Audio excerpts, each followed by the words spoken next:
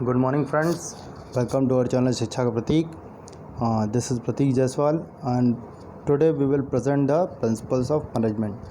Friends, हम पिछले दो वीडियोस में जो भी प्रिंसिपल्स ऑफ मैनेजमेंट हैं गिवन बाय हेनरी फेयोल उसको हम लोग डिटेल में पढ़ चुके हैं. फिर भी प्रॉब्लम ये होती है स्टूडेंट्स को कि जनरली 14 प्रिंसिपल्स हैं, एक बार में याद नहीं होता है जनरली. फिर उसके बाद जो भी सीक्वेंस में है सभी को फिर से याद करना, डिटेल में तो पढ़ लिए हैं, तो एक बार इस बार हम लोग रिवाइज़ करेंगे, इसको याद करने की कोशिश करेंगे.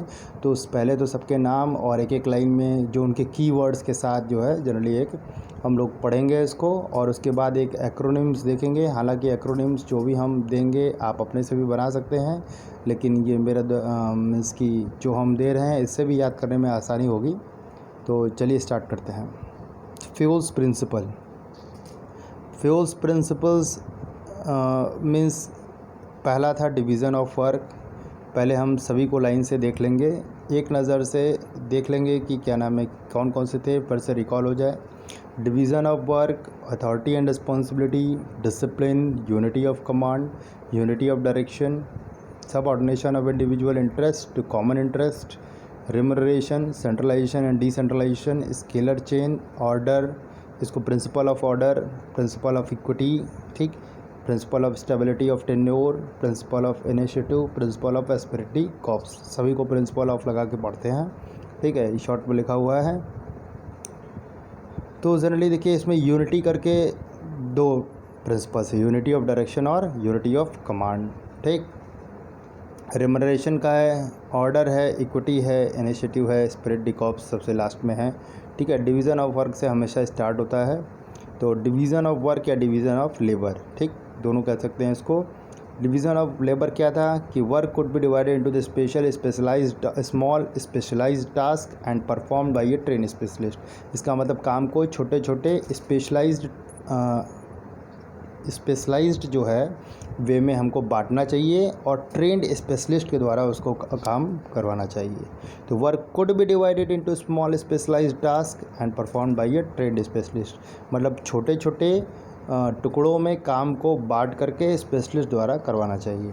नेक्स्ट है authority and responsibility. There must be a right balance between authority and responsibility. Authority का मतलब right to give orders, responsibility का मतलब obligation to perform the assigned task, ठीक, वो काम करने की जिम्मेदारी. नेक्स्ट है डिसिप्लिन. कि डिसिप्लिन हम सभी जानते हैं, ओबीडियंस टू ऑर्गेनाइजेशन रूल्स, सारे ऑर्गेनाइजेशन रूल्स को मानना और एम्प्लॉयमेंट एग्रीमेंट को मानना. ये जितने भी वर्ड्स इसमें इस्तेमाल किए ये की वर्ड्स हैं, ठीक है. की वर्ड्स के साथ एकदम स्मॉल एक लाइन या एक लाइन से भी छोटे में हम लोगों ने इसको रिकॉल करने की कोशिश की है. यूनिटी ऑफ कमांड मतलब receive order from one boss, ठीक, ये इसे याद करने में आसानी होगी, फिर उसके अंदर आप डिटेल में लिख लेंगे, ठीक. Unity of direction. All the units of the organisation should aim and move towards achieving the organisation goal. Means सारे ऑर्गेनाइजेशन के जितने भी यूनिट्स हैं सबका एम एक होना चाहिए और सब उस गोल की तरफ बढ़ने चाहिए. Subordination of individual interest to general interest, ये अपने आप में एक लाइन जैसा लगता है. The organisation interest to be prioritised over individual interest, कि इंडिविजुअल इंटरेस्ट के पहले हमें प्रायोरिटी देनी है ऑर्गेनाइजेशन इंटरेस्ट की. सिंपल वन लाइन में पूरा कवर कर दिया. Remuneration, pay should be fair and satisfying to both employee and the organisation.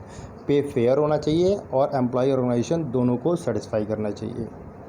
Next है centralisation and decentralisation. There should be a proper balance between centralisation and decentralisation. Centralisation का मतलब concentration of decision making powers with top management, कि सब कुछ top management की जिम्मे रहेगा, वही सब कर सकते हैं. एंड डिसेंट्रलाइजेशन का मतलब dispersal of decision making power among more than one person, ठीक है. Dispersal of decision making power among more than one person, ठीक, एक पर्सन से ज़्यादा में अधिकारों को बांटना. जैसे डीएम होता है तो कुछ अधिकार से एसडीएम को मिल जाते हैं, कुछ एसएसपी को मिल जाते हैं, कुछ नीचे के क्लर्क को, बाबू को, एई को, जेई को, तो बस ये सब अधिकारों का बंटवारा है, ठीक है, डिसेंट्रलाइजेशन. लेकिन कुछ इंपॉर्टेंट चीज़ें हैं जो कि केवल डीएम से ही हमें पास करना होता है या डीएम ही उसको अप्रूवल करता है, तो वो सेंट्रलाइजेशन हो गया. तो there should be balance between the centralisation and decentralisation. Now we come to the scalar chain. Scalar chain means orders और communication should pass from top to bottom, ऊपर से नीचे की तरफ कम्युनिकेशन आना चाहिए, ऑर्डर आना चाहिए, and follow the official line of command. ठीक, इसमें हम गैंग प्लैंक भी समझते थे पिछले वीडियो में, तो इसे बताने की ज़रूरत नहीं समझते हम। ठीक है, ऑफिशियल लाइन को हमें कमांड को फॉलो करना है। Orders, a place for everything, everyone and everyone in its place, सबके लिए एक निर्धारित प्लेस होना चाहिए, चाहे सभी वस्तु हों चाहे सभी पर्सन हो, और उन लोगों को वहाँ पे रहना चाहिए या उस वस्तु को वहीं पे मिलना चाहिए। ठीक, प्रिंसिपल ऑफ ऑर्डर, इसमें काफ़ी कन्फ्यूज़न रहता है तो इसको ध्यान से याद रखिए। Equality, kindness, empathy and justice in the behaviour of manager towards workers, workers के प्रति काइंडनेस होना चाहिए, जस्टिस होना चाहिए, न्याय होना चाहिए। ठीक, कि किसी के साथ बाइसिंग नहीं होना चाहिए। ठीक, नेक्स्ट है टेन्योर स्टेबिलिटी, कि जो भी frequent displacement of employee from their position should be avoided, जो भी मीन्स वर्कर्स आ रहे हैं चाहे एम्प्लॉय आ रहे हैं, उन सब के में कि टेन्योर में स्टेबिलिटी होनी चाहिए। बार बार फ्रीक्वेंट ट्रांसफ़र नहीं करना है आपको एक जगह से दूसरी जगह, एक डिपार्टमेंट से दूसरे डिपार्टमेंट में, और ऐसा माहौल बनाएं कि वो भी एक आपकी कंपनी छोड़ के दूसरी कंपनी में ना जाए। ठीक, they should be given sufficient time to show their results, उन्हें पूरा टाइम देना चाहिए। ऐसा नहीं कि एक एम्प्लॉय आया, उसको प्रोडक्शन डिपार्टमेंट में रखा, 2 दिन देखा काम सही से नहीं कर रहा है, इसको सेल्स में डाल दीजिए, फिर सेल्स में 3 दिन देखा नहीं काम सही कर रहा है, इसको फाइनेंस में डाल दीजिए। तो वो उसे प्रॉपर सफिशिएंट टाइम मिलना चाहिए रिज़ल्ट देने के लिए। ठीक, initiative, employees to be encourage to develop and carry out their improvement plans, employees को जो है हमेशा इंकरेज करना चाहिए कि वो अपने अपने प्लान्स को दें, प्लान को इम्प्रूव करने के बारे में सजेशंस दें। ठीक, जिससे उन्हें रेस्पेक्ट महसूस होता है। ठीक, सभी कोई चाहता है कि उसे अटेंशन मिले, तो इससे हार्मनी रहती है और it is beneficial for the organisation. Next esprit de corps, ये हम सभी लोग जानते हैं, बस हम लोगों को इस वर्ड का नहीं पता था।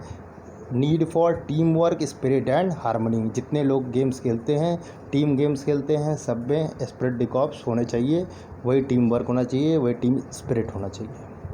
Now comes to our the famous principles of management में एक्रोनिम्स, तो एक वर्ड बनाया है that, UCUSSR, as we all know that कि रशिया पहले USSR के नाम से जाना जाता था।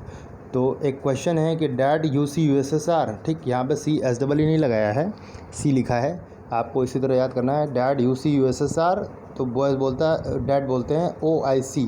ठीक, हाँ हमने देखा है।